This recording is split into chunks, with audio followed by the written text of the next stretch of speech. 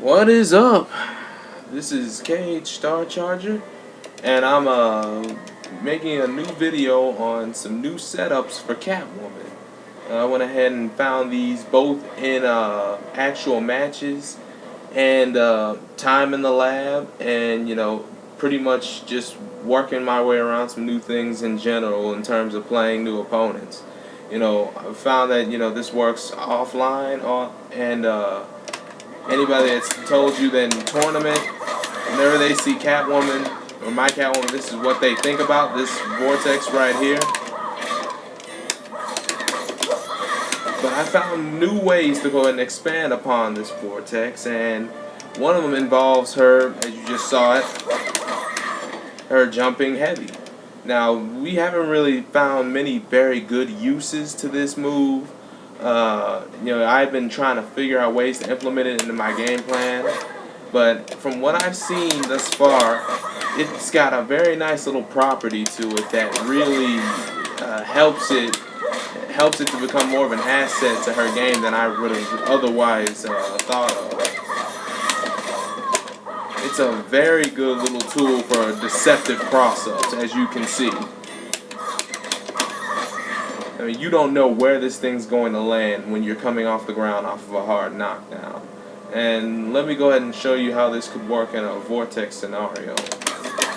I've got my combo started.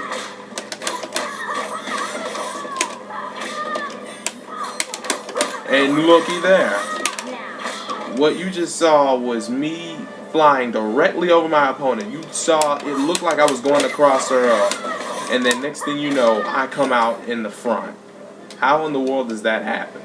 Catwoman, when she does her jumping heavy, her hitbox takes a very interesting twist, such that it scrunches up to where she's not gonna fly directly over you. As she's over you, she's not gonna fly completely around you. Instead, she's just on top of your head, and she's gonna stay right there.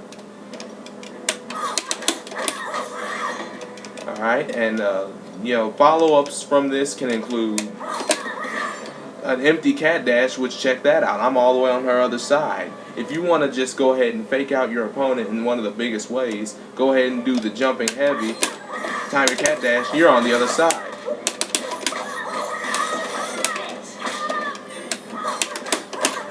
Another fake cross-up right there, you just saw it.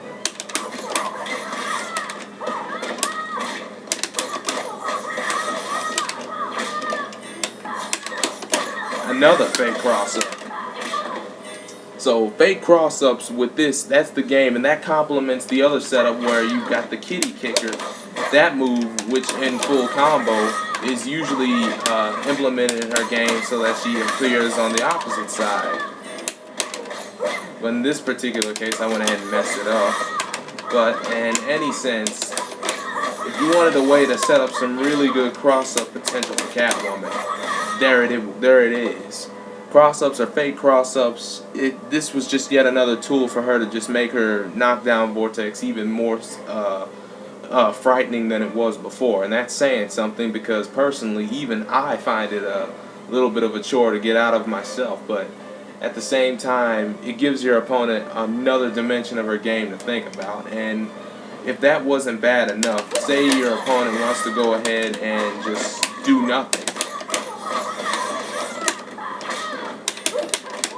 Then you got this low to compete with. They want to stand up to try and defend the cross-up. Of course, you want to defend overhead, but you go ahead and you get your trip.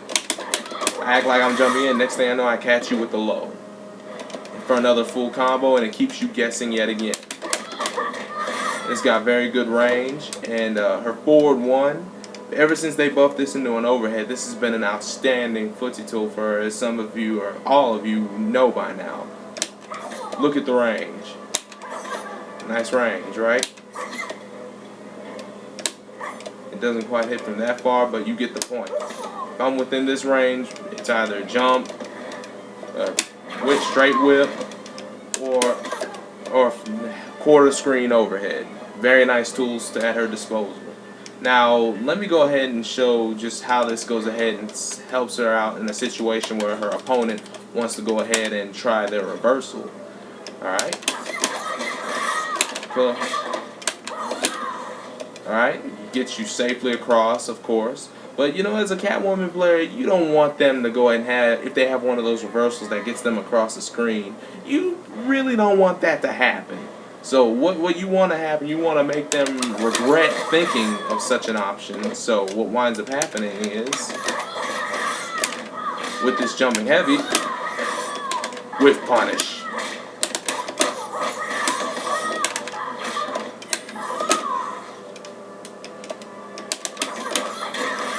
Just jump over. Most jump attacks come with a lot of jumping recovery on whiff, but hers gives her enough to where she can punish Killer Frost slide at will.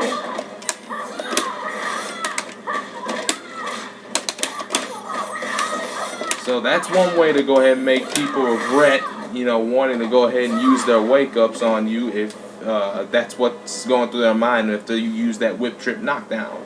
Now, you know, you've got, among other things, you got, you know, your armored forward 3, your armored back 3 to try and chase them down. You know, you've got a plethora of things when you've got them trapped in this vortex that they need to keep track of. At this point in time, you use all of these tools against one opponent, they're really not going to want to do anything, which is kind of the point of all of this. So, you know, you've got your usual kitty kicker, which goes over them. Let me go ahead and turn that off now that I've proven that point.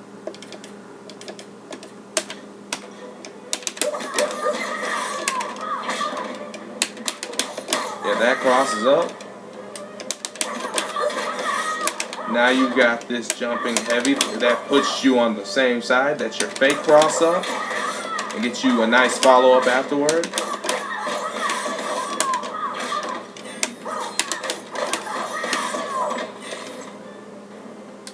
And then you gotta, if you knock them down with your whip trip, you got that low to deal with, or you've got her overhead.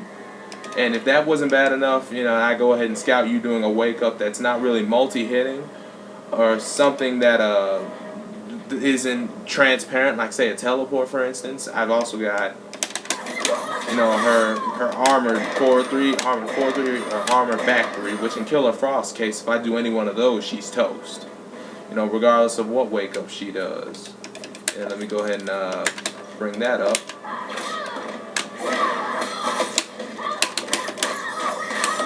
You don't particularly have to go ahead and use that particular combo. It's 2 bars a meter, and quite frankly, don't really think it's worth it. Unless it's to finish a fight. But you see, the main point of it all is to go ahead and show that if you end your combos with your whip trip like I do, you've got more than one option to go ahead and explore because of the utility of her jumping heavy. You know, this is not a very particularly good air-to-air move, you know, 9 frames, and on top of that doesn't really yield the best results for her.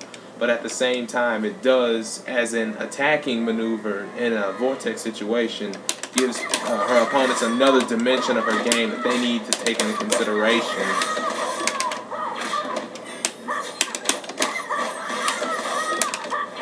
Because if they don't, that's what happens. Another vortex setup, 30% of their life gone, and if they try to wake up, well, you saw the results. You know, you jump around it because of her skinny little hitbox during that jumping heavy, and then you have all the time in the world to whiff punish the hell out of them. So essentially, keep all those options handy, and you know, keep all those combos handy. And next video, I'm gonna go ahead and explain the frame traps of what she can and can't do off of her vortex follow-up. So for now, I'm gonna go ahead and end this video. Let me know what you think. If you've and I've got to go ahead and give some credit. Yeah, I'll go ahead and give all credit to those I went ahead and spotted some of this tech from in the next video. But for now, because right now this is part 1 video, part 2 is on the way and it'll be up shortly. So take it easy and let me know what you think. Test this out for yourself. It may come in handy. Later.